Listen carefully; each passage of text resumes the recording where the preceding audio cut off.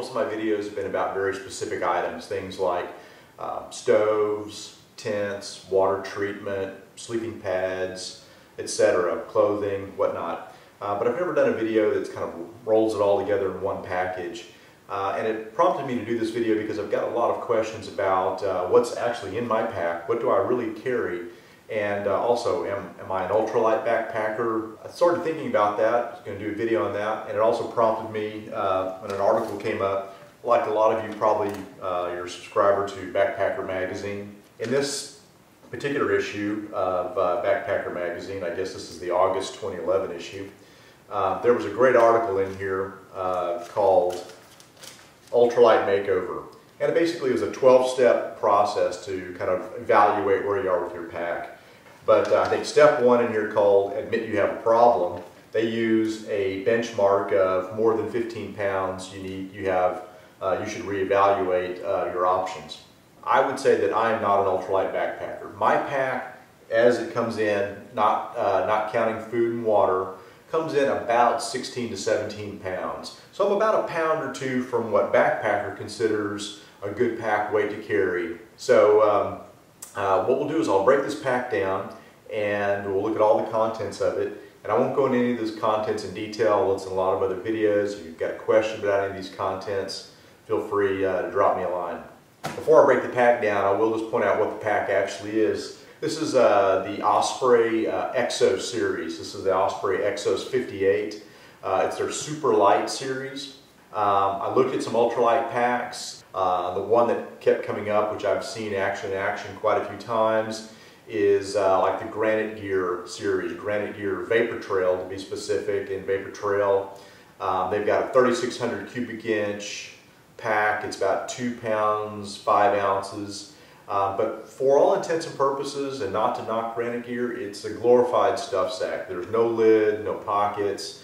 But then when I ran across the Osprey Exos series and their super light series, this is 2 pounds, 10 ounces. So this is 5 ounces, only 5 ounces more than a Granite Gear Vapor Trail. It has lid pouches, side pockets, front pockets, webbing, just all the bells and whistles. It's got a suspension floating system, which I'll show you in a little bit in a minute.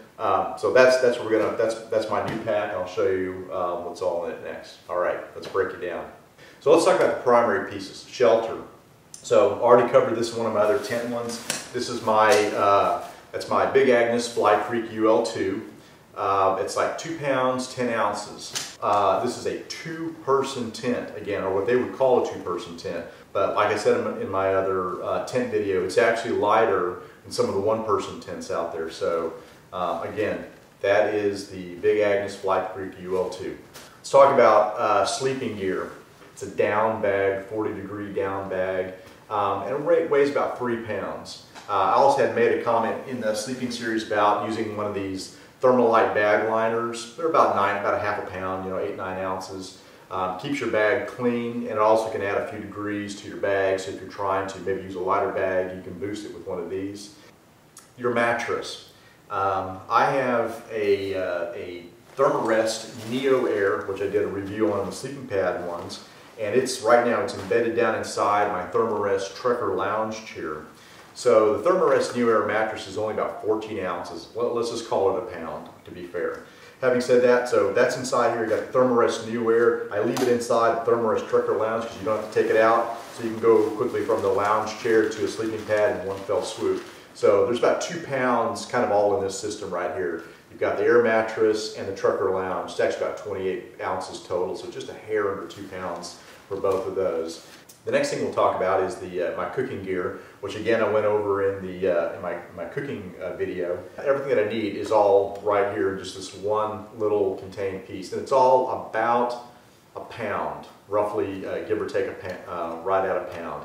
And that's the Snow Peak Trek 700 titanium cooking pot, titanium spork, a small fuel canister, and then my Coleman F1 ultralight stove, as well as I got an extra little windproof, waterproof lighter inside here, and a little pot holder lifter as well. So all that's kind of this one nice little container like that. So that is right at about a pound.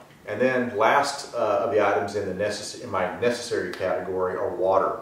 If I'm somewhere where I know the water is not going to be the cleanest or need filtering, I will carry my MSR MiniWorks EX water filter, which is about a pound with all of its components and stuff sack. If I know I'm going to be somewhere that, up in the Rockies, somewhere, a lot of springs and stuff where the water's clear, I just want to treat it, I'll just carry my little Sterapin. And that guy's only about 8 ounces, so half a pound. So a pound, half a pound. So you got about a half a pound variance there depending on what your water treatment's going to be. Okay, so now what I would call my secondary items would be kind of rain protection. And I talked about that. I've got my frog togs, which is a top and a pair of pants, frog togs. And I also carry a waterproof pack cover. Frog togs, rain cover pack, that's about a pound right there for both of those items. Lights, so as far as lights go, I don't have it on right now, but I showed you my hat with the little lights. So my hat is pretty much my primary light with 3 LEDs, kind of a low beam and 2 high beams. I usually also carry a spare clip-on light. I mean, there's a couple of ounces at the most. And also when I'm at the camp, I got this not too long ago. It's been really handy. This is a black diamond orbit pop-up LED lantern. I'm trying to remember, I think it weighs 4 ounces, so it's extremely light, 4 ounces. And it pops up like this, it's LED, so it runs forever on a set of batteries. For 4 ounces, that is a handy little guy to have. The next category I have what I would call is personal items. And that's things like your toiletries, medications, maybe some spare batteries, whatever that might be. All of this kind of weighs about half a pound to a pound, depending upon how many days I'm gone, or how many spare batteries I'm going to take, or whatever that might be. Also, the next thing I would have is what I would call spare clothing or spare shoes. And I talked about this in my clothing video. Again, that pretty much is a measure of how long you're going to be gone. And I'm wearing my Croc Quick Trails right now, and those are my camp shoes / backup shoes. So spare clothes, it could be about anywhere between a half a pound to a pound. So that pretty much encompasses all the things that I take. It's about 16 to 17 pounds. The last thing would be, again, food and water. As far as food goes, for the most part, I look about a pound to a pound and a half a day. That's just a rough rule of thumb. A pound to pound and a half a day is about what food's going to cost, or excuse me, what food's going to weigh or cost you in weight. Water, obviously at roughly 8 pounds a gallon. There's nothing heavier than water as far as one of the primary items that you're going to carry in your backpack. Water can easily exceed the weight of everything else in your pack very, very quickly. All right, so having covered all those items, by definition, that would not be an ultralight pack, but it's a comfortable pack. It's easy to carry. There are things here that are generally unnecessary or semi-unnecessary. I could throw more dollars at it. I could use a little less comfort. I could go a little more primitive. And I'll kind of break those down, and you can make your own decision about how you could flex this pack down and get even more weight out of it. The Trekker Lounge Chair. I love my Trekker Lounge Chair. I just wouldn't go anywhere without it. It is great to have, but it's unnecessary. There's a pound right there, so you can deep six a Trekker Lounge Chair. So a pound right there, that's off.